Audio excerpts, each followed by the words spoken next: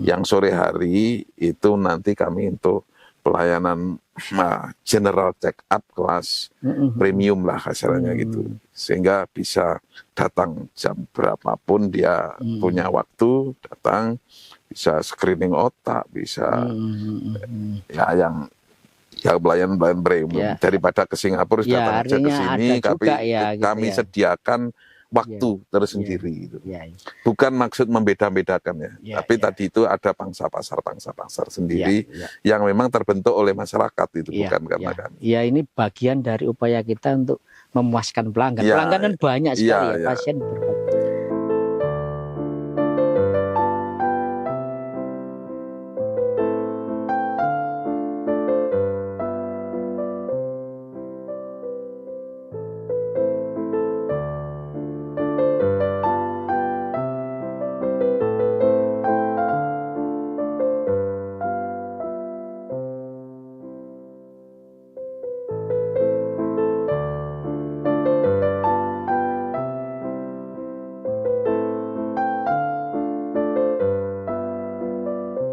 Assalamualaikum warahmatullahi wabarakatuh. Salam sehat dan salam sejahtera untuk kita semua. Sehat. Bersama saya Tri Mulyono, pemimpin redaksi Tribun Jatim Network. Kali ini saya berada di Kabupaten Tulungagung. Tepatnya di Rumah Sakit Umum Daerah Dr. Iska. Tempatnya luas, Tribuners dan pembaca harian Surya. Nah, kita ingin tahu pelayanan kesehatan di sini seperti apa. Dan saya sekarang sudah bersama Bapak Direktur Rumah Sakit Umum Daerah Dr. Iska, Dr. Kasil Rahmat, MMRS Fiskua. Assalamualaikum. Waalaikumsalam warahmatullahi wabarakatuh. Ini senyumnya kelihatan cerah sekali ini pagi siang. Senyumnya tidak sebaik orangnya.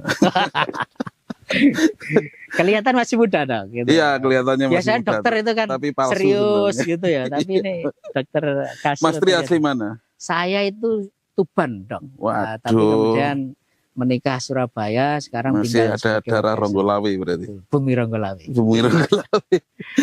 Baik Dok, ini sebelum kita ngobrol panjang lebar, bisa di-spill ke kita, Tribuners dan pemirsa harian Surya, kampanye profil RSUD Dr. Iska Dok. Termasuk secara singkatnya dan bagaimana kondisi daya tampung pasien dan tenaga kesehatan misalnya. Asli tanya enggak tahu apa? Belum tahu dong. Ini masih banyak yang Rumah sakit Dr. Iska Singkawentar se-Indonesia ini. Iya, hanya di dunia aja tapi belum di akhirat. Jadi Rumah Sakit Dr. Iska itu adalah rumah sakit milik pemerintah Kabupaten Tulungagung. Yang sudah mendapatkan SK sebagai rumah sakit rujukan regional provinsi Jawa Timur untuk Jawa Timur bagian Barat Daya. Barat Daya atau Selatan saja ya Dok ya? Barat Daya. Barat Daya. Itu berarti meliputi wilayah ada beberapa case-case yang kita memang menjadi rujukan beberapa penyakit, jadi tidak membatasi wilayah, tapi keterjangkauan aja di mana itu. Rumah sakit ini juga rumah sakit pendidikan untuk nakes, baik itu dokter spesialis, subspesialis maupun di nakes yang lain. Ada pendidikan profesi untuk farmasi, pendidikan profesi untuk keperawatan dan lain sebagainya. Jadi kita di samping melayani masyarakat juga mencetak tenaga yang melanjutkan. Itu bersama banyak universitas tentunya. Ya, kita ber-MOU dengan universitas. Banyak, mulai dari FK, Universitas Brawijaya, kemudian FKG, dari Jember ada, dari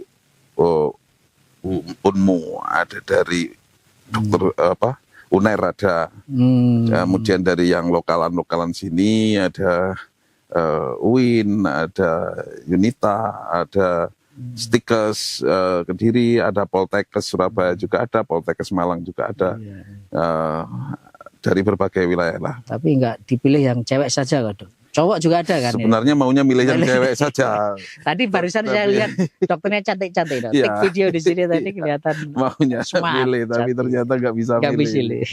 Baik Dok, kita beranjak ke soal layanan kesehatan di Dr. Iska. adakah layanan-layanan yang jadi unggulan? Ya tentu semuanya unggulan ya Dok, karena itu bilang nggak unggul semuanya Mbak Samara itu. Tapi ada yang apa ya, yang mungkin tidak ada di rumah sakit di sekitar Tulungagung Raya ini. Jadi strategi membangun rumah sakit kita ini, kita tidak ingin menjadi kompetitor dari rumah sakit sekitar yang sudah ada. Okay. Maka kita memberikan layanan yang kira-kira dibutuhkan oleh masyarakat yang rumah sakit lain tidak bisa. Okay. Kebetulan secara data itu penyakit akibat jantung, penyakit akibat stroke, dan penyakit akibat kanker itu penyumbang kematian yang tiga itu ya, jantung, stroke, kanker. Ya, itu tiga. Ada lagi yang infeksi. Jadi ini itu perlu keahlian dari dokter-dokternya, perlu investasi alat dan lain sebagainya. Maka kami sejak tahun 2015 kami sudah merancang ini untuk bisa memberi layanan lebih, dan implementasinya sekarang untuk pelayanan jantung pasang ring itu kami sudah melayani mulai dari Madiun, kemudian Nganjuk, Jombang, Diri, kemudian Blitar, Pacitan, Trenggalek itu bisa di cover di Tulungagung. Gitu. Begitu juga untuk onkologi yang kanker itu juga segitu. Kita memang masih belum finish ini untuk membangun masing-masing itu. Kalau itu disebut sebagai layanan unggulan, it's okay.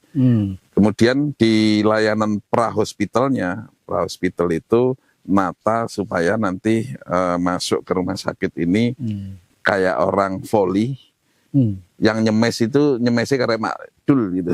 Oh gitu ya. Jadi yang ngompare itu harus bagus, supaya ngoperinya bagus harus ditata rujukan dari rumah sakit sekitar. Itu namanya prahospital. Kita punya namanya produk unggulan Instagram yang di dalamnya ada PSC, itu Public Safety Center. Jadi di Tulungagung itu sudah kayak 911. Gitu ya.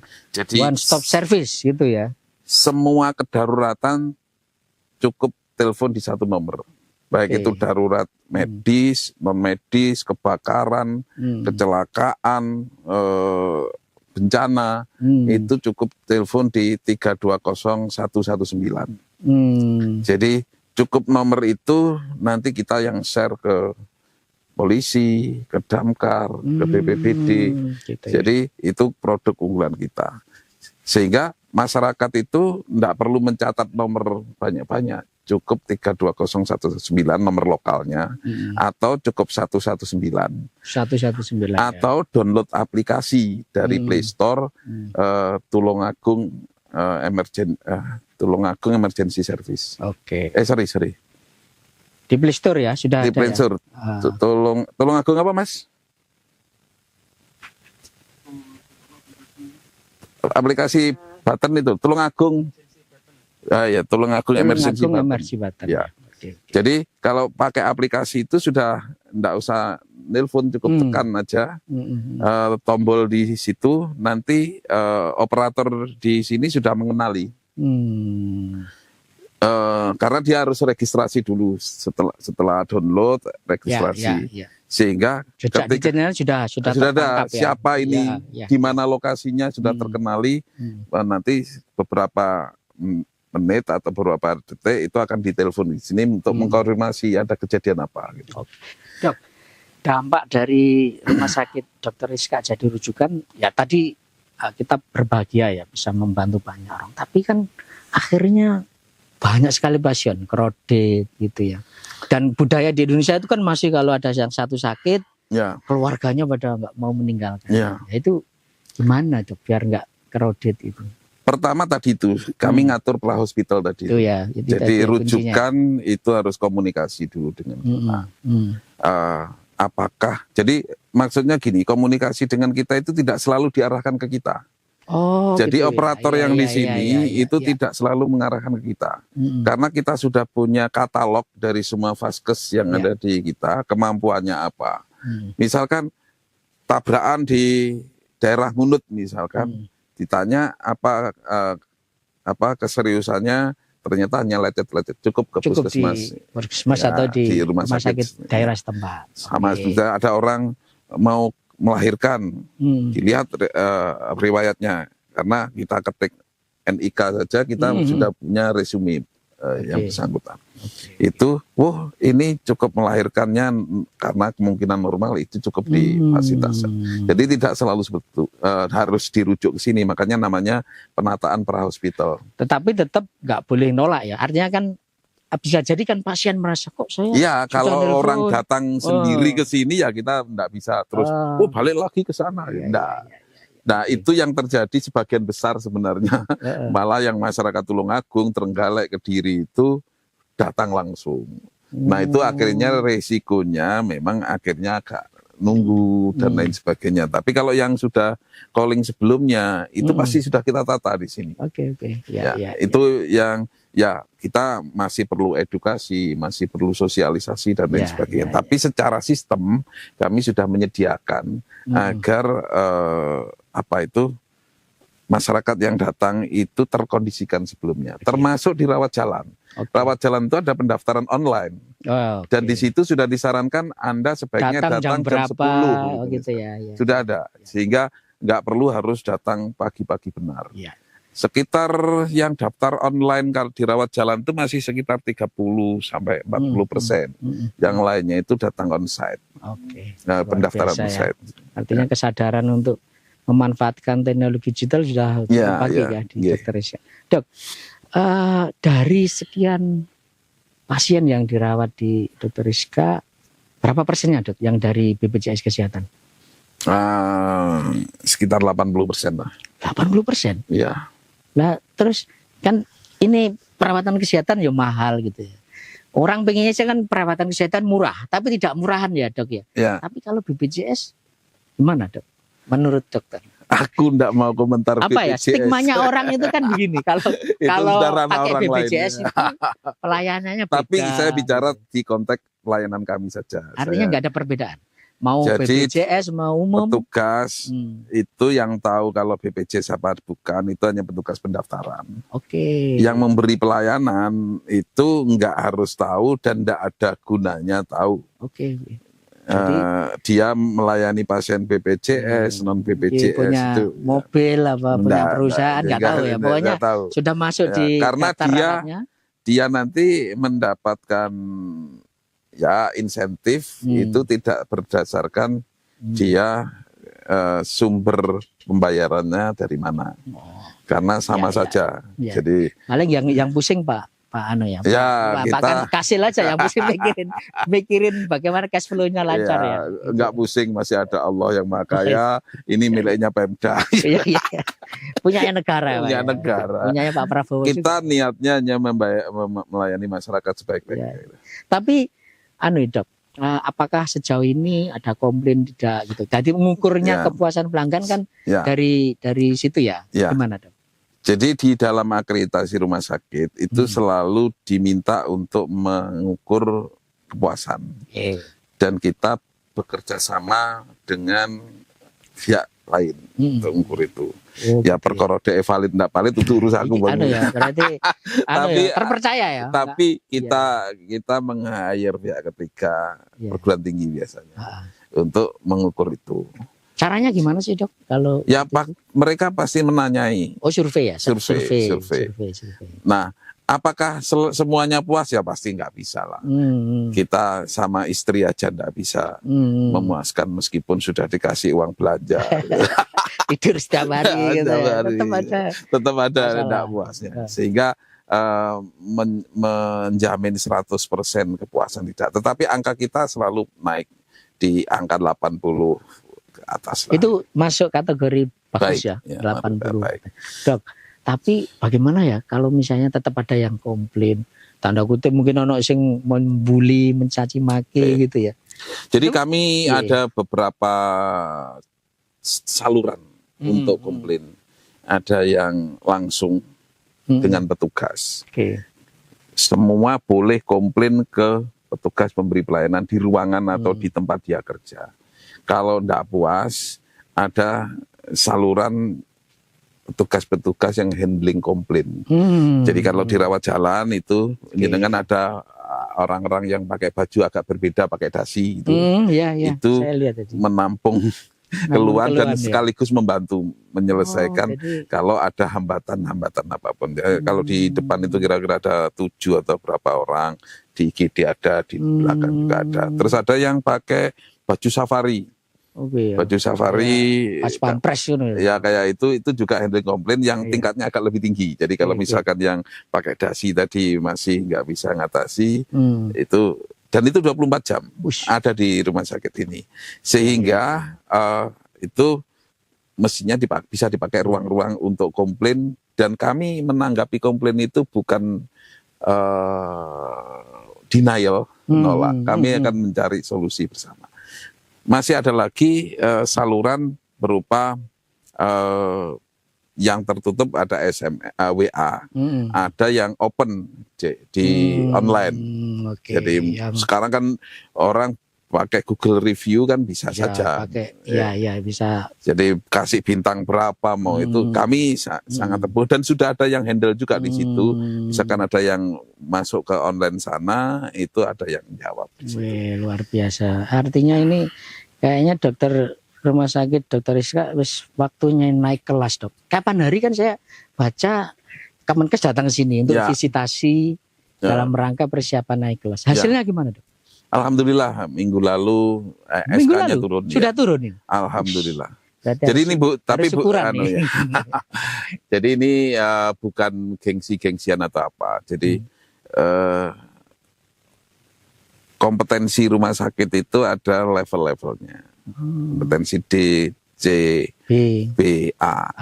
Itu dinilai dari kemampuan SDM-nya. Itu satu ya. Satu, kemudian sarana prasarananya dan jumlah tempat tidurnya. Nah, masing-masing itu ada kriterianya. Ini sebenarnya lebih ke ada kriteria kemampuan. Artinya kalau rumah sakit tipe B itu didominasi oleh dokter spesialis. Rumah sakit tipe D dan C itu spesialis tertentu harus ada, tapi tidak harus semua. Kalau tipe A itu spesialisnya harus lengkap dan ada subspesialisnya. Jadi ternyata misalkan juga ya, Dok, ya, untuk mencapai ke titik itu. Gitu. Jadi tidak mungkin misalkan hanya saya mentarget 1 tahun harus nggak bisa, karena harus nyekolahkan orang. Nyekolahkan orang dari orang spesialis itu untuk sekolah lagi jadi subspesialis itu. Jadi konsultan kalau istilah kami itu. Jadi misalkan bedah, itu kan sudah spesialis bedah. Itu masih ada subspesialis. Bedah onkologi untuk kanker, bedah digestif untuk bagian ini, bagian perut dan lain sebagainya. Ada bedah torak, usus dada dan lain sebagainya. Jadi mereka tidak bedah umum, tapi ada sub-subnya lagi. Penyakit dalam juga gitu, sudah spesialis penyakit dalam, nanti ada konsultan endokrin, konsultan hematologi, dan lain. Nah, artinya kalau sudah level A itu dia mestinya selesai di situ. Tetapi kami memang masih ada beberapa yang belum lengkap. Sekarang masih di sekolahan. Itu dari sisi SDM ya. Kalau dari sisi infrastruktur itu apa sih, Dok, yang jadi mengikuti mengikuti SDM-nya. Jadi misalkan syarat apa yang harus dipenuhi? Jadi misalkan saya ahli di bidang nefrologi. Nefrologi itu penyakit dalam yang ngurusi ginjal. Nah, saya kan ketika mau bekerja kan butuh alat. Nah, supaya saya profesionalitas saya sebagai konsultan bisa digunakan, ya alatnya mengikuti itu. Sehingga saya tidak ada persyaratan dari Kemenkes yang harus bagaimana, mengikuti profesionalnya yang sudah ada. Dan alhamdulillah baru minggu lalu berarti ya? Ya, baru minggu lalu. Itu terus konsekuensinya apa ya, Dok, ya? Bagi pasien maupun bagi manajemen rumah sakit setelah dapat kelas A itu, Dok? Jadi di dunia medis itu tidak seperti tabib atau apa yang bisa menangani, datanglah ke saya, semua penyakit bisa. Di dunia medis itu wis iso ngukur kemampuan. Oh, ini saya tidak mau, harus saya rujuk. Oh, ini saya tidak mau, harus rujuk. Nah, kalau sudah tipe A ini sudah rujukan pol-polan gitu. Iya, wis. Nah, konsekuensinya akhirnya kami akan menerima penyakit-penyakit sulit. Oh, itu. Ya, itu konsekuensinya. Akibatnya ya namanya penyakit sulit itu kompleksitasnya jadi tinggi, pembiayaannya mungkin juga tinggi karena yang menangani mungkin tidak hanya satu dokter, satu pasien itu bisa beberapa konsultan. Gitu. Jadi bahasa mudahnya itu pokoknya kalau sudah tipe A ini artinya semua penyakit harus sembuh ya di rumah harusnya selesai. Ya, tentu dari Allah. Gitu. Tapi itu sudah nggak ada. Jadi rumah sakit tipe A itu adalah level rujukan. Ya, Dok, kita ini kan masih latah ya. Banyak dari warga kita ya di Surabaya, di Jawa Timur itu malah milihnya berobat di luar negeri, Dok. Luar negeri. Di luar negeri, di Singapura, di Malaysia. Sebetulnya apa perlu sih kita harus jauh-jauh ke sana? Secara kemampuan sebenarnya enggak. Enggak ya. Tapi secara kenyamanan beda. Artinya kata kuncinya sebetulnya secara kemampuan SDM, infrastruktur, peralatan, enggak perlu jauh-jauh keluar. Yang kedua cuma masalah kenyamanan. Oke. Misalkan ini contoh. Kalau kita ke Singapura, rumah sakit itu enggak seramai ini. Saya sudah beberapa kali ke National Hospital, termasuk di Cina yang Buddha Pajat. Itu rumah sakitnya tidak seramai ini. Gitu. Nah, kira-kira kenapa kok bisa begitu? Apakah perbandingan jumlah rumah sakit kita yang memang masih kurang? Secara detail saya nggak tahu, tapi akhirnya orang itu lebih lama bisa komunikasi dengan dokter, terus lebih privacy. Karena kalau misalkan poli jantung misalkan sehari hampir 200 orang. Iya. Dengan dokter sekitar jumlahnya ada 5. Taruhlah setengah jam saja. Berarti kan satu orang 50. 50 kali. Jadi kami rawat jalan itu sehari 1.200-an lebih. Nah, terus gimana, Dok? Artinya kalau secara penanganan ya nyatanya sembuh kan. Artinya secara itu tidak ada masalah dengan singkat. Tapi bagi mereka-mereka yang butuh kepuasan lain, bisa nimba ilmu sambil berobat dan lain sebagainya, pasti tidak tercapai. Itu sehingga mereka yang memang punya pilihan itu ya di Indonesia ada gitu ya. Apalagi campur-campur yang merasa dia kelasnya tidak di situ ya. Apa itu rumah sakit? Tapi sebenarnya secara kemampuan, karena masing-masing standar kompetensi itu kelasnya internasional semua. Artinya gini, orang lulus dokter di Indonesia, di Malaysia, di Singapura sama. Karena ininya ada boardnya yang memang pengujiannya sama. Standarnya internasional gitu ya. Begitu lulus penyakit dalam di sini di sana sama. Cuma Tapi beda ini biasanya karakteristik penyakit di masing-masing negara kan beda. Kalau kita itu masih banyak yang batuk pilek, TBC, mencret, diare gitu. Mungkin di sana enggak gitu. Dok, tapi kan ya ini tentu cita-cita kita bersama ya. Bagaimana upaya kita ya selain sembuh tapi juga nyaman. Di beberapa rumah sakit di wilayah Tulungagung Raya, Madiun Raya itu sudah mulai bikin kayak VIP ada di kita gitu. ada. Itu gimana Dok kalau di Jadi sini? di rumah sakit SK itu ada kelas VIP. Ya, di Geraha namanya Geraha Ita, ada Geraha Mandiri yang di belakang sana itu memang untuk di atas ini. Tetapi karena kembali lagi karena utilitasnya tinggi. Kami juga akan ini menyediakan pelayanan naratama yang tadi itu untuk membidik beliau-beliau yang punya duit lah, tanda kutip ya, sehingga bisa janjian sendiri sama dokter jam berapa. Kami setelah bangunan depan ini selesai itu kan dipakai untuk reguler pagi hari. Yang sore hari itu nanti kami untuk pelayanan general check up kelas premium lah kasarannya gitu, sehingga bisa datang jam berapapun dia punya waktu datang, bisa screening otak, bisa ya yang pelayanan premium daripada ke Singapura datang aja ke sini, tapi kami sediakan waktu tersendiri gitu. Bukan maksud membeda-bedakan tapi tadi itu ada pangsa pasar sendiri yang memang terbentuk oleh masyarakat itu, bukan karena kami. Ya, ini bagian dari upaya kita untuk memuaskan pelanggan. Pelanggan kan banyak sekali pasien berbagai. Dok, RSUD Dr. Rizka tadi sebutkan milik Pemkab Tulungagung gitu ya. Nah, sejauh ini gimana ya peran pemerintah kabupaten atau mungkin juga provinsi ya dok ya untuk membantu peningkatan layanan kesehatan itu bentuknya apa aja sih dok? Jadi gini, milik pemerintah daerah Tulungagung memang ini semua asetnya pemerintah daerah. Ownernya lah ya. Ownernya pemerintah daerah. Tentu pemerintah daerah berharap dengan punya rumah sakit sendiri masyarakatnya bisa terlayani.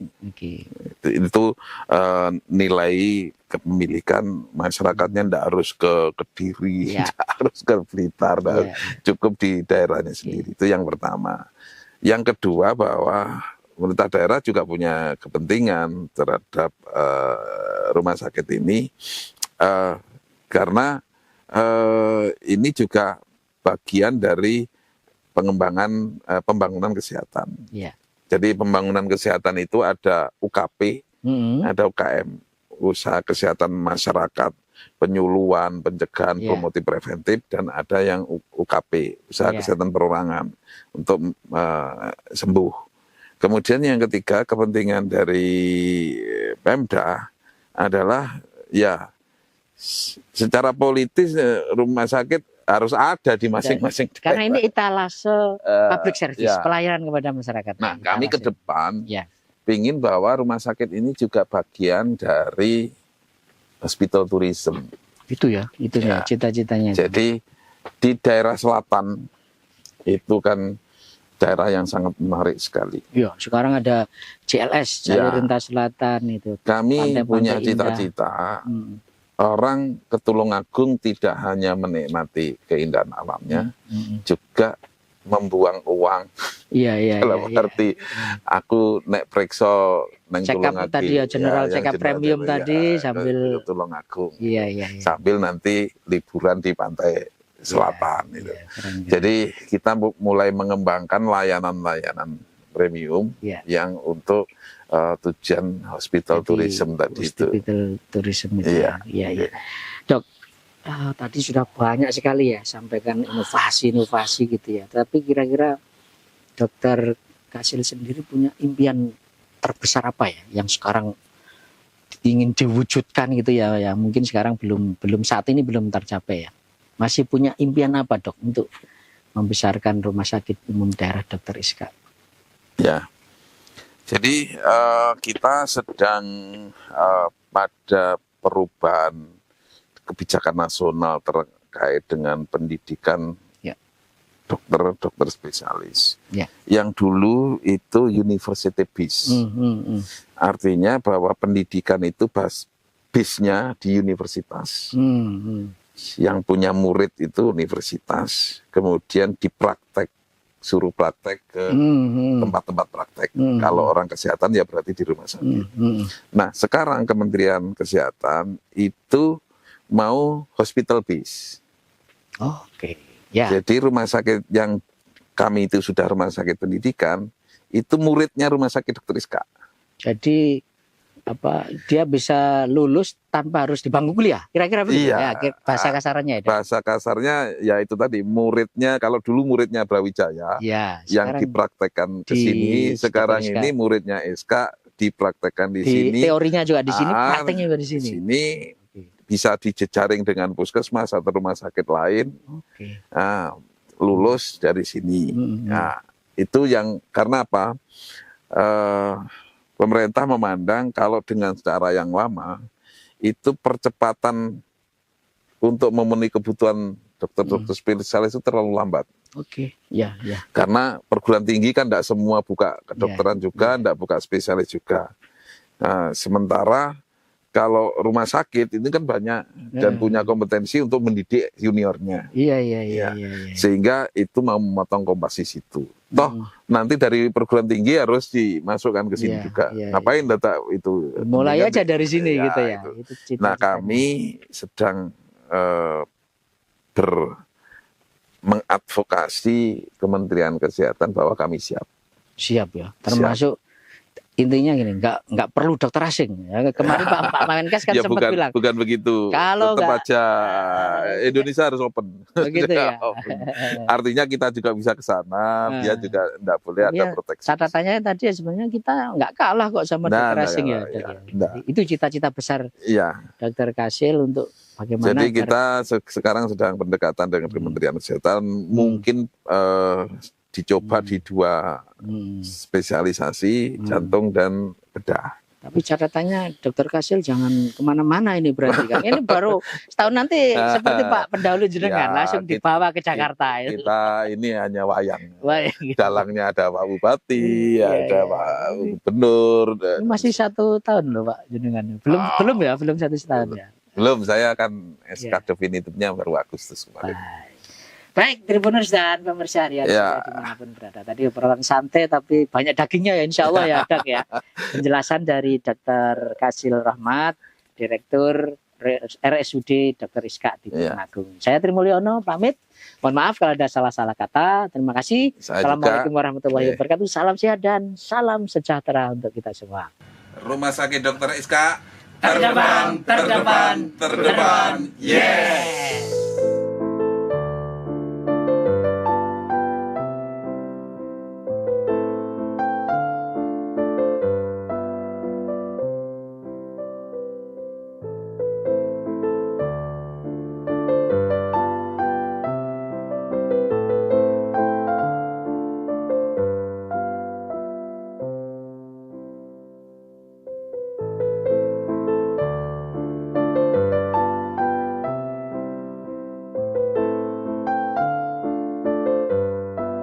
Download Tribun X sekarang, menghadirkan lokal menjadi Indonesia.